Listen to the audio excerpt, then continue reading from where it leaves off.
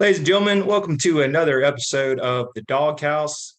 Got a great return special guest, Mike Goodpaster from the Grueling Truth. And on today's episode, we're going to talk about all dogs go to Philly and how that will change the Georgia program we're recruiting in the future. And we'll talk about that and some of the comments that Kirby Smart had about the draft. How are we doing today, Mike? I'm doing great, Trey. How you doing? Doing pretty well. Really appreciate you coming on. Always good to be on. Thank you, Mike. Pastor, coming from the Grueling Truth. Jumping right into it, Georgia had the 10th. I think it's 10 guys go in the draft, and I think we had a couple of unrestricted free agents.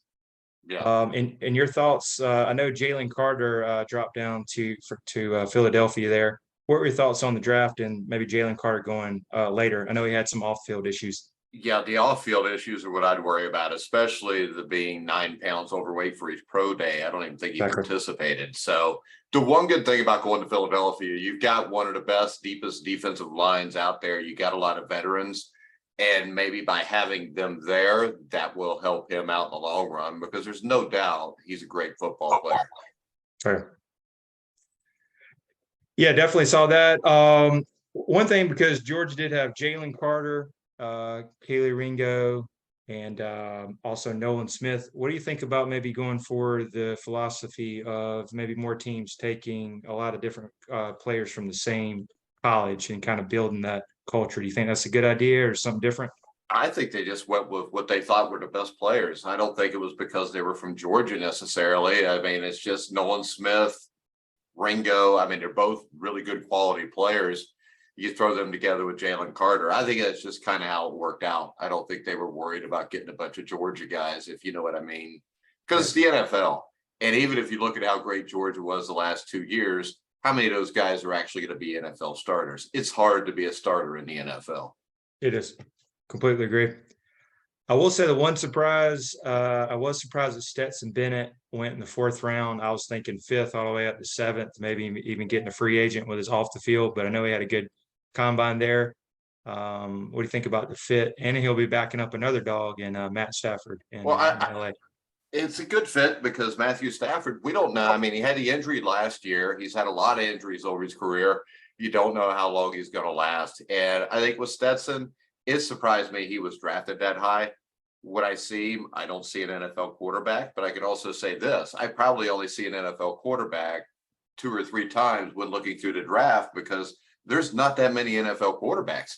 I mean, you've got most teams carry 2, maybe a practice squad guy. So there's not that many of them out there. And how many teams really have a legitimate star? Because everybody's looking for Patrick Mahomes or Joe Burrow. You very rarely find guys like that. But I mean, Bennett's a smart kid. He's got decent footwork. I mean, when I saw him, I mean, you kind of worry about it like you used to the Alabama quarterbacks. Was he that good?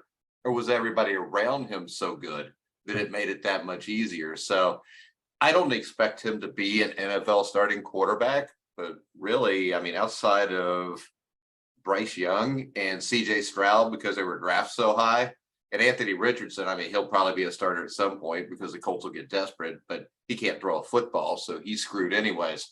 So I think you got those 2 guys. And actually a guy I like is Jake Haener from Fresno State. But I can see Stetson Bennett. He's a smart kid. He's tough. I can see him sticking around 5-10 years as a backup quarterback in the NFL, and that's not a bad gig if you can get it. Exactly. That was actually going to be one of my other questions I think we agree on. To me, the worst pick in the draft was Anthony Richardson, AR, going to the Colts at 4. Really big reach there. Like you said, he was at less than 400 passing attempts while he's in the SEC at Florida. And then also, I think he had a less than 500 record. I think it's a real big reach. It's going to be, a bust for sure. But I think there's no doubt it's a bust, but it fits what the Irsay's doing in Indianapolis, because they have no clue what the hell they're doing when it comes to quarterbacks.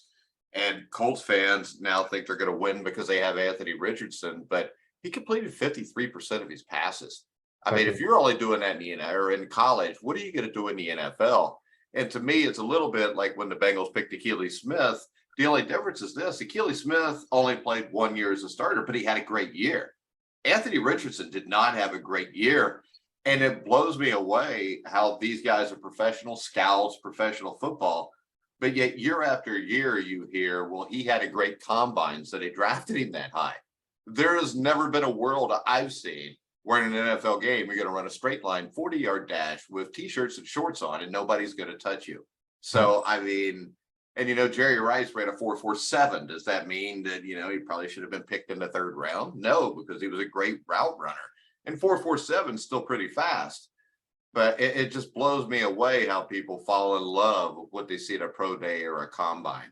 I mean, the Raiders have been destroyed for like 20 or 30 years because they fall in love with the guy who's really fast, but he never pans out. Completely agree. I mean, I hope the best for the kid, even though he was a Florida Gator, but I kind of see him as maybe like a poor man's Cam Newton, just kind of big and run around. A homeless man's Cam Newton. How about that? I like it. Homeless man's. Yeah, and then one other question I had: any big surprises from the draft that you saw? Like maybe this team should have took a certain player or anything like that? Or the fact that the Colts took Anthony Richardson, but it doesn't surprise me because it's the Colts. So I don't think there's always surprises because I don't really get surprised by anything I see in the NFL draft because I know before the draft, every team is lying. All right. They're trying to position themselves, trying to make a trade here or there. They're not going to tell you what they're doing. And I mean, there's guys that fall like Osiris from Florida. I think that gives a really good left guard. But once again, when you look at guards and running backs, those are guys that aren't really coveted anymore draft. I know we had 2 first-round running backs this year, which is more than normal, and both of them were picked pretty high in the draft. But when I look at it, it just blows me away. All the teams that don't take offensive line as seriously as what they should. Right. And it also surprised me all the D linemen didn't go. Because if you look at the draft outside of quarterbacks, the biggest bust position in the NFL draft, I think, is defensive line. Completely agree. I do like stacking up a great O-line. I think that's very important. Jumping right into this, I just thought it was a great graphic showing all the Eagles. All dogs go to Philly. Nakobe Dean, hopefully he'll get in there. I know he was 3rd round last year. Kylie Ringo ran a 4.2, 4.3. Did get burned a little bit in some of the SEC games. I did like. Did you like the late trade of DeAndre Swift from Detroit going to Philly, or do you think he's just kind of maybe a little injury prone? I know he's been banged up a lot. He's injury prone, but I think it's worth a shot because the Eagles, it's not like they don't have any depth at running back. Right. And I think it's worth taking a shot. And if you're the Lions, they obviously knew that they wanted Gibbs from Alabama, and he's a good running back. But Philadelphia seems like all they do is stockpile players. And you probably got maybe the deepest team in the NFL right now. The only question I would have is Jalen Hurts. And I know they went to the Super Bowl, but they are a team that's heavy RPO. And he's also a quarterback in his 3rd or 4th year. And he just lost his offensive coordinator. They lost their defensive coordinator. That's a lot to lose all in one season. And that's why it's so hard a lot of times to get back to the Super Bowl because you lose players, you lose coaches. But I think the Eagles have stockpiled a lot of players here. And I think guys like Broderick Jones, Nolan Smith, Ringo, I think they're guys that are all going to be good. I just think it's probably going to take a couple of years for them. But I think they're all good picks. And, I mean, they all have some issues, but they're all issues that are easily fixable with NFL coaching. All right. Completely agree. And then did you agree with Bryce Young being the #1 overall pick or the top quarterback? Or if you were the Panthers, because I'm here in Charlotte, would you have actually taken maybe C.J. Stroud? I think this. I think Bryce Young is the safe pick. The issue with Bryce Young is there's a lot of small injuries there. He's not a real big guy, but I think that he was the best quarterback in the draft. I think C.J. Stroud, you have some issues that kind of worry me a little bit, but I think C.J. Stroud will be fine too. But the Will Levis, Anthony Richardson thing, I mean, it'll just show you if you're going to pick a quarterback, don't go to the combine. And also, if you're a fan, here's a hint. If you watch a highlight film of a guy, it's a highlight film. He's going to look damn good in it. Go watch a complete game of somebody. It's like Miles Murphy, who was drafted from Clemson by the Bengals. I actually do not like that pick because I watched, I mean, his freshman year, he was a stud. But 2 years later, not so much. I mean, I watched Notre Dame kick his butt all over the field. And really, he's a rotational defensive end. So since it was picked at the end of the first round, maybe that's all right. But when you're the Bengals, you need a speed rusher. And like I said, I like the Broderick Jones pick from Pittsburgh. I think Darnell Washington. What's your take on Darnell Washington? You watch Georgia more than I do. I probably see 3 or 4 games a year.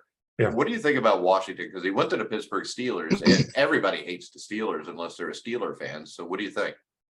I guess the early indicators did come out. They maybe had some like swollen knees or something. I don't know if the medical history maybe got into him, but to me, I think he was the 7th or 8th overall tight end. To me, that was he was well underrated there. He was, to me, better than the 7th or 8th best. But him blocking scheme wise, like I know Tomlin likes to run the ball. He's like a moving left tackle. He will blow people off the ball. Moves around, ran like a 4.65, so he's very athletic. He can get out in space. I think it's a good comparison to that Mercedes Lewis, maybe earlier in his career. Jacksonville. Yeah. He could be similar to that, but with Najee Harris, Tomlin still wants to be run heavy. I think it's a great there was the rumor, he came in at 6'7", 270. If he put on 30 pounds, he could have been, a tackle. Well, So and the thing is athletic-wise, they've got a young quarterback in Pittsburgh. And, at least the old saying was, I don't hear it much anymore, is a young quarterback's best friend is a really good tight end. exactly.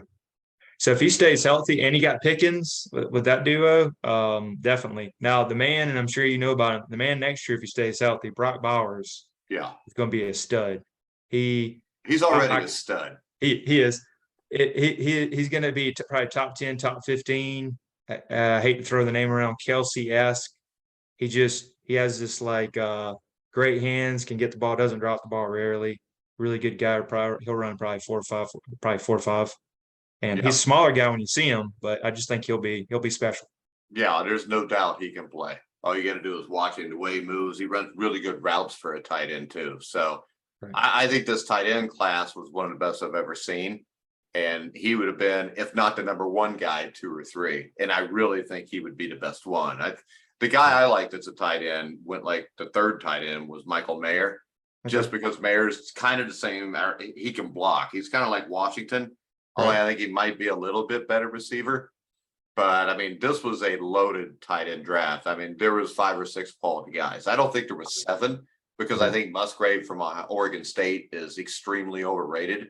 Right. But the other 5 or 6 guys are all going to be NFL starters, I think. Right. Completely agree. So I am a little bit, I don't mention too much. I am a Falcons fan. What'd you think about I think it was a reach with the Texas running back? And then also another question, you being a Cincinnati guy, do you think Ritter can be, a quality starter for the Falcons? No.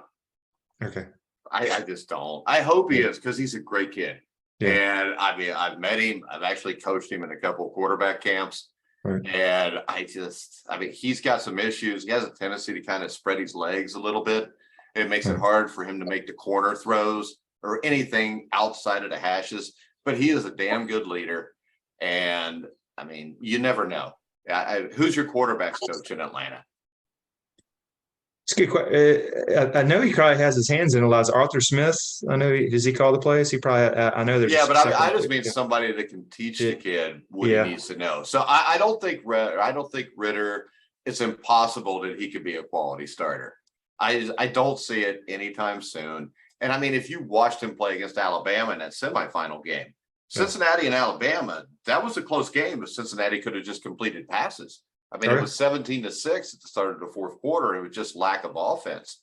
Right. And I think that Ritter has a little bit of issues reading a defense.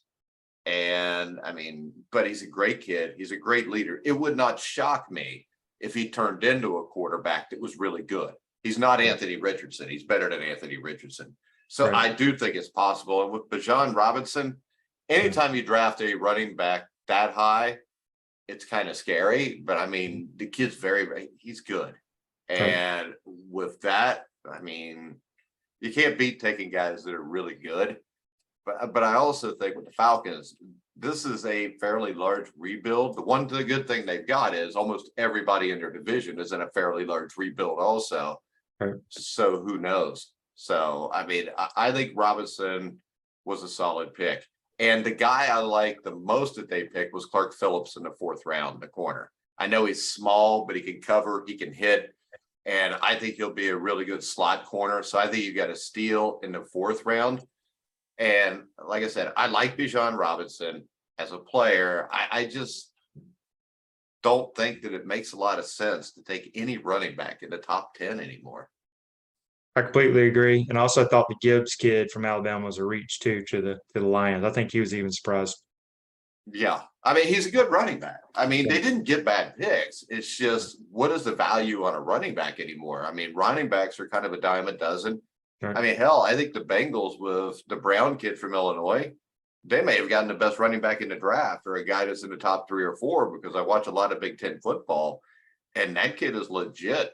I mean, he's a solid running back. So, I mean, when you can get somebody that good in the 3rd or 4th round, why do you have to jump up against somebody? It might just be a little bit better, but that's it. Because the other thing, if he has 4 great years or plays really well for 3 or 4 years and you got to re-sign him, he's going to want a crap ton of money. Right. And with running backs, usually 5-6 years is all you get. Even, I mean, we can go through history and find all kind of running backs. Earl Campbell, that after 5 or 6 years just weren't the same again. Yeah, and then one quick thing. So if you were Falcons GM, or would you maybe go free agent route, or you just got to roll with Ritter for next year? Desmond I Ridder. would. You got to find out what he. I mean, you drafted him high enough. Would you draft him? Started the 2nd round. Somewhere in there, I think, though. 2nd or 3rd round, yeah. Yeah, I mean, you might as well find out if he can play, because right now there's nobody you're going to go out and get that's going to be able to do it anyways, because everybody's pretty much gone. Right. And I don't think there's anything wrong, because I do think Ritter has enough skill there. That the problem is, though, is there enough around him to help him out, because he's not Joe Burrow or, you know, Patrick Mahomes, where you just kind of throw your team on the back, whatever's there, and win games. So, I mean, what kind of shape is the Falcons' offensive line? And my big question is, why aren't you going offensive line 1st, 2nd round just to protect the kid? Right. Completely agree. But, I mean, once again, most NFL teams and most NFL scouts don't know what the hell they're doing. I mean, I can tell you what I coached arena football, we would go to certain teams' pro days. I remember when I was with the River Monsters, Jared Lorenzen got hurt week 2. Had to go to the pro day at UC. I was watching a quarterback. You probably don't remember him. His name was Brendan Kay. He was the starter at UC for a few years. Okay. And I go in there, and all the NFL scouts are there, and all of them are like 5'5" and weighed 300 pounds. None of them look like they ever played football. And when you talk to them, well, their brother did this with the organization or something, and they got the job. So a lot of times, I just wonder what a lot of these teams are doing, because a lot of these picks make no sense. And I mean, let's face it, if you look back at most years' draft, half of the guys that were picked in the 1st round did not turn out to be really good NFL players. So completely agree. There's late rounds, 4th, 5th, 6th, 7th rounds. That's kind of where you that's where you win games. That's right. Yeah, that's where you win, because that's your special teams players and that's your depth. Exactly. And I mean, if you look at a team like the Bengals, I mean, why would you not draft any offensive lineman? I mean, I know you signed Orlando Brown, but Cordell Volson, a left guard, still not that good. Your right tackle's Jonah Williams. He was a complete bust. So why wouldn't you draft offensive linemen? And I think especially with the analytics guys and the guys that are like 35, 40, 45 years old, that a lot of times they just fall in love with the shiny toys that they can use and throw the ball to. And they don't ever consider that when you play a really good team and your quarterback's on his back, it doesn't matter how many shiny toys you have to throw to. Right. Completely agree. Yeah, I want to thank our sponsor here really quick, Viva Tequila. .com, Viva Tequila Seltzer. If you are on the golf course, if you're tailgating or at the pool, you can get Viva Tequila. It is 0 carbs, 0 sugar, gluten-free. You also got huckleberry, elderberry, grapefruit. One of my personal favorites is Hey, wait, I got a question. Is this like the old talk shows where, you know, I would get to walk away with like a case of that because I was on the show? Exactly. We have sent some of our guests in the past, so I'll try to work on that for you. So Okay. yeah, well, if you no like carbs, so I don't do any carbs. So that's a good way to do it then. there you go. And what was the name of it again? It's Viva Tequila Seltzer, and for your 20% off discount code, 20% is Hustle20 for a 20% discount. So yeah, it's up and coming. They actually had a Super Bowl spot early in the pregame show. So it's VivaTequilaSeltzer.com. and they're also on Instagram as well. And what was the promo code to get 20% off? Yes, Hustle20. Hustle20. That's easy to remember too. That is good. Yeah, appreciate it. So thanks for being the sponsor. I did want to mention briefly, since you are a Bengals guy, what was your overall thoughts? I know you had some things that you did like, but maybe what was your favorite pick of the Bengals draft? I think my favorite pick is Brown, the running back from Illinois, or Charlie Jones, the wide receiver from Purdue. Also DJ Turner. So really, I can't complain about they got the battle kid from Bama. I think he's a rotational guy, but I think he will be a solid player. So really picks 2 through 5. And I really like the punter from Michigan, I think in the 7th round, because that's a kid that had no touchbacks inside. Basically he was kicking the ball inside the 20 and instead of kicking touchbacks. But I really like Jones, the wide receiver from Purdue, because I think that shows me that the Bengal organization is just looking ahead, because after this year, they're not going to be able to resign Tyler Boyd. You're going to give Joe Burrow and T. Higgins and Jamar Chase so much money. Right. And it's the same thing with Brown, the running back from Illinois, because I don't even know if Mixon will play this year just because of off the field issues he's had. But I definitely don't think you're going to re-sign him to a big contract again. So I think those two guys were kind of looking towards the future, because when you've got a quarterback, hell, even if you don't have a quarterback like Burrow, everybody's getting $40 million a year anyways. Well, Daniel Jones got $43 million. So if you're paying a quarterback that much money, you can't. And when you throw in Chase, and if they want to keep Higgins, that's probably going to be 40% of your damn roster money-wise. Right. Yeah, that was actually, you answered my other question. I was going to ask about Joe Mixon. Looks like his days are numbered there. You think he does a restructure deal or tries to just look at the market or free? It may have more to do with what the courts do. I know it's just a misdemeanor, but he's going to take less money. I don't think there's much choice, because with what just happened or what he got in trouble for, even though it's just a misdemeanor, it's still getting out of a car and pulling a gun on somebody in a road rage. So do you really want that kind of guy around? Because the Bengals under Marvin Lewis had all kind of guys like that. They'd make the playoffs 7 out of 15 or 16 years, but never won a game, because I think the character does matter with your players. And I'm one of those guys that think, the one bad apple spoils all of it. So I would rather they just cut bait with him and roll with Battle, because Mixon is not a good blocker. They use Samaje Perine on every third down, so he's not an every down back. Why do I want to pay an every down back $10 million a year? Right. Yeah, I did like Perine because I had him in fantasy. I had Joe Mixon, and then you had him as the handcuff, and then Perine the beard. Man, I don't see how he has that puts the chin strap around it. But, it's like watching James Harden play basketball. It looks like a 55-year-old man playing pickup basketball at the park with all the kids. It does, really. And looking forward a little bit on college football, do you see the same for the playoffs next year? And I know they just released the 12-team playoff, that schedule. What's your thoughts on college? That starts in 2 years, right? Yeah, 2024, I think it was like December 20th. And then that national title game, I think in 2025 is going to be January 20th. So it's going to be a grind for those top 12 seeded teams. But for next year, do you see it's maybe Georgia, Alabama, the Ohio States, same? What's Bama going to do at quarterback? To me, Georgia loses a Heisman quarterback, but what's the kid's name? Carson Beck? Carson Beck, yeah. Yeah, they've got another kid there. Was it Vandergift? They've got 2 or 3 solid kids there. Right. I think if you look at Ohio State, I know that preseason rankings, a lot of people have them in the top 5. I don't see it. I think Michigan and Penn State will both be better. With Alabama, they got quarterback problems too. They signed transfer portal Notre Dame kid. Yeah, and I just don't see Bama. They'll probably be top 15. I don't know they're going to be that high. I like Penn State. I think Penn State could surprise. LSU, I don't like Brian Kelly because I think he's basically, for lack of a better term, an ass.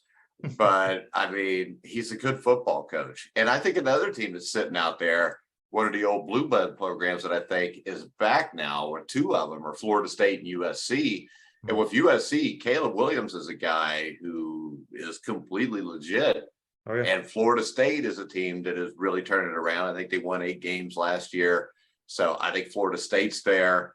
I think out west, a team like Washington, just because the Pac-12 is kind of weak, you got Michael Penix, who's a solid quarterback. He'll probably get drafted in the first round because he'll blow people away on a pro day. TCU, Utah, teams like that. Tennessee, if you can replace Hooker. Notre Dame as a team with Sam Hartman, I think that they finally have a legitimate quarterback. So if they had their normal offensive line, they could be dangerous. You always wonder about Clemson and Dabo. But I mean, really, to me, if I had to look at it right now, I would say Georgia, Michigan. I'd say Michigan or Penn State, Georgia. I think you could get LSU possibly in there. Yeah. I mean, and I think Florida State, USC are big outliers. If I had to make a prediction, I would say Georgia, Florida State, USC, and Michigan. Okay, I like that. So on the I figured you would, as long as I had Georgia in there at one point. It's so hard to three-peat, but our questions are: is the quarterback? I like Carson Beck in the spring. He looked great, smooth operator, cool, making all the throws. My only thing with him, how mobile is he? 6'4", got a cannon of an arm. Kirby Smart loved Stetson Bennett because he could extend plays. He was mobile. Now the other two guys, Brock Vandergrift and Gunnar Stockton, are very mobile, can get out and run around. But they're probably And gonna roll with defensively, you got the linebacker. What's his name? Dumas Johnson. Dumas Johnson. Yeah. I mean, solid player there. Actually, I think it's possible they're going to be really strong at running back. You got Brock Bowers. I think the wide receivers are strong. This offense could maybe, if your quarterback Beck plays well, the offense could be better than what it has been the last 2 years. No. Yep. And another thing is cheesy schedule. Like if you look at it, a bunch of non-con. It's an SEC schedule, so it's going to be a cheese schedule. And they'll say it's because let's face it, the SEC, I mean, the top 3 teams are usually 3 of the top 5 teams in the country. But after that, there's not a lot there normally. I mean, I think the rest of the SEC gets overrated. Georgia, Alabama, LSU, all 3 of them are going to be there, but they usually are. Right. Back to Ohio State really quick. Do you think it's going to be that Kyle McCord guy is going to be the quarterback? I know the other guy was banged up in the spring. So is he the head? Is he the guy? The way it sounds right now, probably. And I don't see it. I think Ryan Day is a little overrated. And I think the farther away we get from Urban Meyer, it seems like the talent level, they don't recruit quite as well as what they did. I mean, they still recruit great. You can tell it by the recruit rankings, but right. And I mean, the question is there any Big Ten team that can hang with an SEC school? Hell, even a Big 12 school, because he lost to them too. Right. So I think the Big Ten's problem is you have a lot of teams that are still kind of plotters. And I don't think that you see a lot of guys coming from down south to come up north, and they just don't have the speed and athleticism. Now, I think Michigan is changing that. And I think Michigan and Penn State are both dangerous. If I had to pick one, I go with Michigan just because even though he's a whiny little bitch sometimes, Jim Harbaugh is a hell of a football coach. I mean, the dude's been in the college football playoffs back-to-back years, and he took a team to the Super Bowl. So it's really hard to say he can't coach. But and you beat Ohio State 2 straight years. Yeah, that's always good because I live right on the border of Indiana, Ohio, and Kentucky, and there's a lot of stupid Ohio State fans. The Ohio State, that's right. They're Ohio State. Hey, you got to admit though, I know that you were neutral. Are you glad? Are you glad the kid shanked it in the New Year's Eve? That stressed the crap out of me that game. But hey, beat the Buckeyes, got the win. Yeah, anytime the Buckeyes lose, I'm down. Okay. But CJ Stroud ain't gonna be there this year. And CJ Stroud, I do think, I mean, there's a good chance he's a legit NFL quarterback. Right. I mean, he's not like Dwayne Haskins and the other guys that Ohio State's had. It's kind of like Alabama. You know, they had a bunch of quarterbacks, AJ McCarron, guys like that, that the talent around them was so great that almost anybody that was average or above average could get it done. Right. But then that kind of changed, I think, with Tua and Bryce Young. And I think with Georgia, I think we may see that change with Carson Beck. Yeah, and then actually Stetson Bennett was a highest drafted quarterback, I think, in Georgia since Matt Stafford, #1 back in 2009. So, but highest drafted quarterback in the Kirby Smart era too. Well, there's not a lot of quarterbacks in Georgia's history, are there, that were really good? Matt Stafford's probably the best one, to be honest. Him being #1, and you know he got him a ring. So yeah, he's probably been the most acclaimed. Well, I think to me, Stafford is a Hall of Fame quarterback. Yeah. I mean, he just is, because when you look at what he did, I mean, he was in Detroit. Right. And I mean, he did get into the playoffs a few times. But if you're in Detroit and you make the playoffs a few times, you probably ought to automatically get in the Hall of Fame. Exactly. And then you had Buck Bellew. He won it all in 1980. Exactly. That was handing the ball off, but he did. I think one of those games he went 1 for 12. I think it was in that Florida game. They just handed it off to yeah. Because I mean, when you think about it, top 10 quarterbacks, man, Matt Stafford. Well, Fran Tarkenton, wasn't he a Georgia Bulldog? He was. Okay, That was before my time. I respect him, but that was different generation. Jake Fromm was solid. Aaron Murray was a really good college quarterback. Yeah. But yeah, there's not a lot to pick from. So Tarkenton is probably your best, with Stafford number 2. You still need a number 3 though. I think Zeke Bradkowski played there too, didn't he? Okay. I think so. Georgia, yeah. Back in the old days when everything's in black and white. Exactly. All right, Mike. Well, I appreciate you coming on today. Give you a little shout out here. How do we follow you on social media? I know we got was that your? There we go.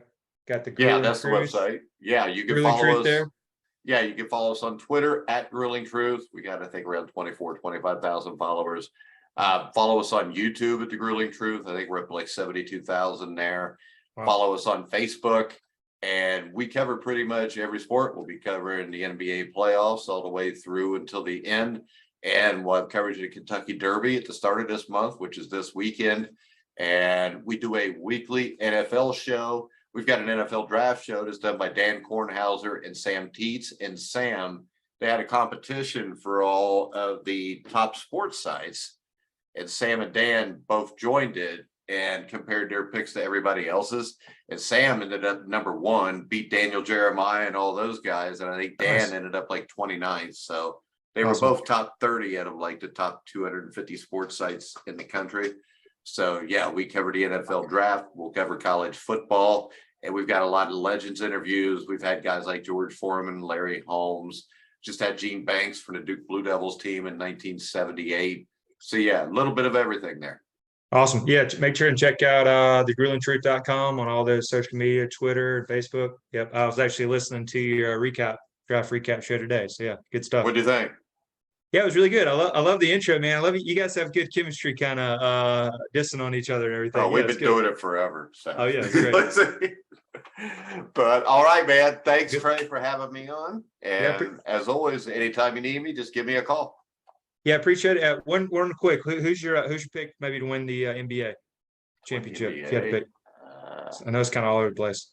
I don't even like the NBA anymore. I still cover it because you kind of got to, but I lost interest after Reggie Miller retired. I'm an Indiana Pacer fan, so everything died then. But my pick right now,